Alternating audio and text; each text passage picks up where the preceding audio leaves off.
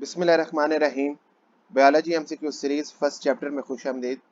Dear students, इस chapter में से टॉपिक वाइज आपके स्मार्ट सिलेबस के मुताबिक देखते हैं कौन कौन सा इंपॉर्टेंट एमसीक्यूज डिफरेंट बोर्ड्स के डिफरेंट एग्जाम्स में आ चुके हैं या आगे आ सकते हैं। पहला टॉपिक देखिए, biology and some major fields of specialisation. तो इसका पहला एमसीक्यू जो सरगोदा बोर्ड 2017 में आ चुका है, the study of functions of different parts of an organism. एक ऑर्गेनिज्म के डिफरेंट पार्ट्स, जैसे आपको ये नजर आ रहे हैं इंटेस्टाइन, हार्ट, ये डिफरेंट पार्ट आपको नजर आ रहे हैं, लिवर, इन डिफरेंट पार्ट्स के फंक्शंस को स्टडी करना। ये लफ्ज अच्छी तरीके से ध्यान में रख लो, इन डिफरेंट पार्ट्स के फंक्शंस को स्टडी करना फिजियोलॉजी कहलाता है। So the study of functions of different parts of an organism is called physiology. Clear? अगला एमसीक्यू देखिए जी, Sargodha board 2015, the study of tissue is called. ये एक ऑर्गेनिज्म के डिफरेंट टिश्यूज आपको नजर आ रहे हैं, इन टिश्यूज की माइक्रोस्कोपिक स्टडी को हिस्टोलॉजी कहते हैं।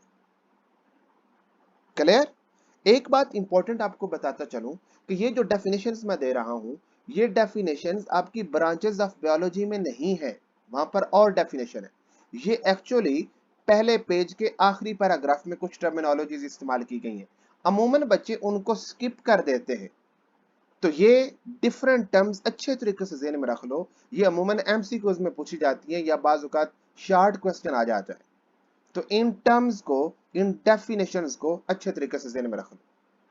The study of tissue is called histology. अगला एमसीक्यू जी सरगोदा बोर्ड 2019 में आया है, internal morphology is also called. ये भी थोड़ा सा ट्रिकी क्वेश्चन है कि जो इंटरनल ऑर्गन्स हैं उनकी मॉर्फोलॉजी की, उनकी शेप और फॉर्म को स्टडी करना क्या कहलाता है? Definitely anatomy. यानी इंटरनल मॉर्फोलॉजी का दूसरा नाम क्या है? एनाटॉमी।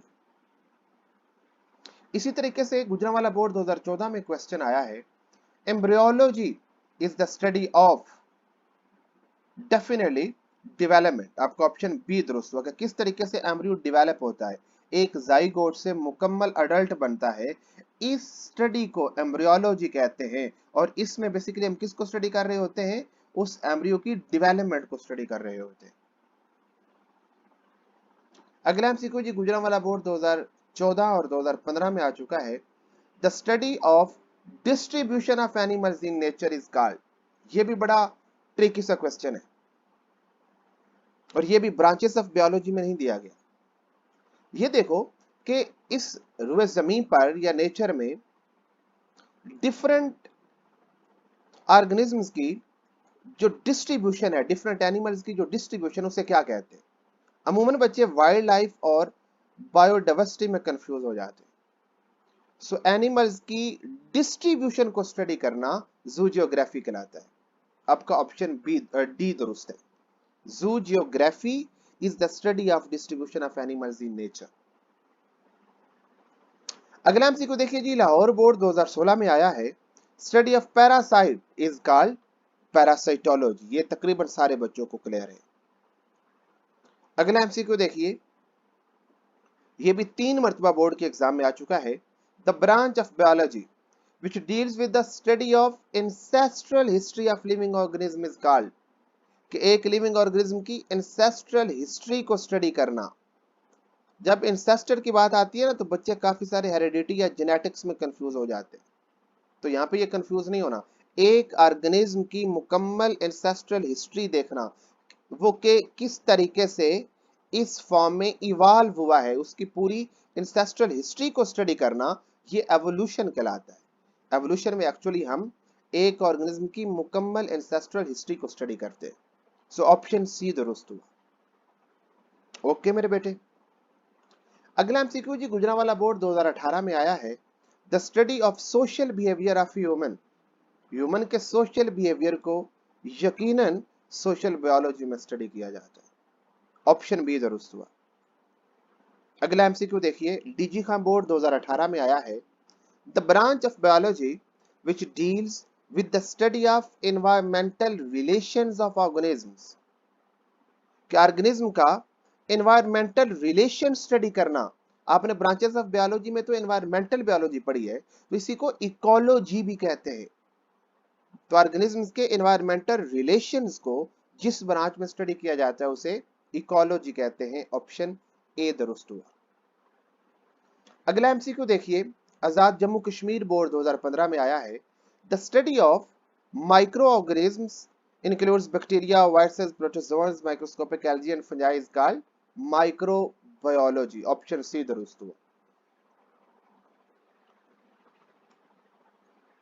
अगला एमसीक्यू जी लाहौर बोर्ड 2014 में आया है, use of living organisms system और processes in manufacturing and service industries is studied by branch called biotechnology. यानी बायोटेक्नोलॉजी में हम लिविंग ऑर्गेनिज्म्स के सिस्टम्स और प्रोसेसेस को इस्तेमाल करते हुए डिफरेंट चीजों को मैन्युफैक्चर करते हैं।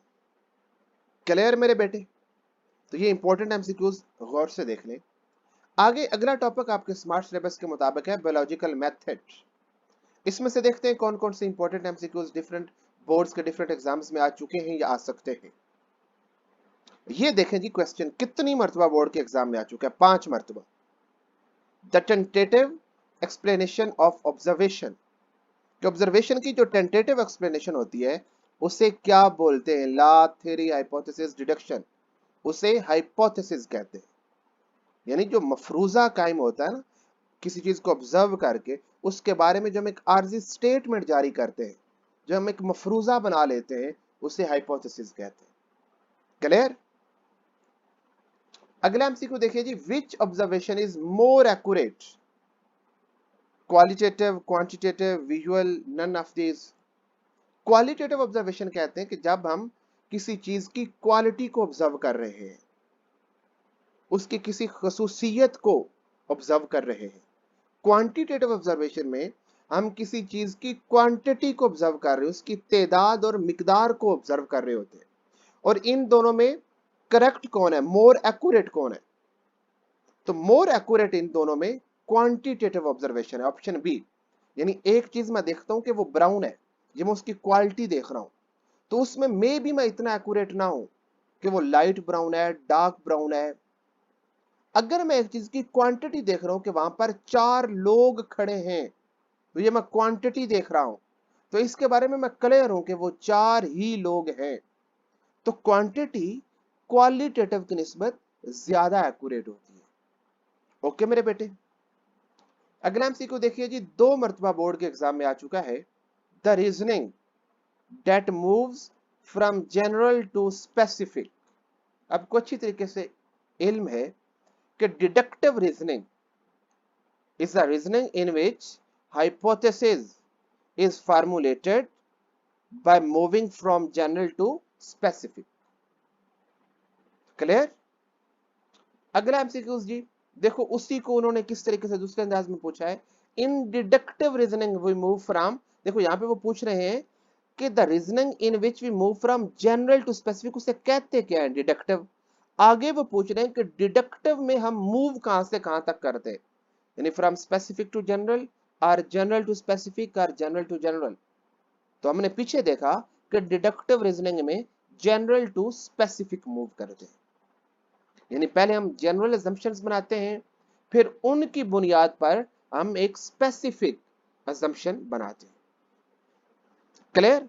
अब इसी में से एक और एमसीक्यूज वो दूसरे एंगल से पूछ रहा है, if we know that sparrows have wings and are birds. हम जानते हैं कि स्पैरोज के विंग्स होते हैं और स्पैरोज बर्ड्स हैं। So eagles, parrots, crows are birds and they must have wings. अब ये कौन सी रीजनिंग है? ये देखो, पहले हम स्पैरोज का जिक्र कर रहे हैं, यानी पहले हम स्पेसिफिक का जिक्र कर रहे हैं, और फिर हम eagles, parrots, crows are birds, ये हम जनरल जिक्र कर रहे हैं। यानी पहले एक चीज को हमने लिया, स्पेसिफाइड किया, और फिर उस अजम्पशन को जनरल अजम्पशंस पर लागू किया। तो इसमें हम मूव कर रहे हैं फ्रॉम स्पेसिफिक टू जनरल, और इस रीजनिंग को इंडक्टिव रीजनिंग कहते हैं। पीछे हमने देखा कि वो रीजनिंग जिसमें हम जनरल टू स्पेसिफिक मूव करते हैं वो डिडक्टिव होती है।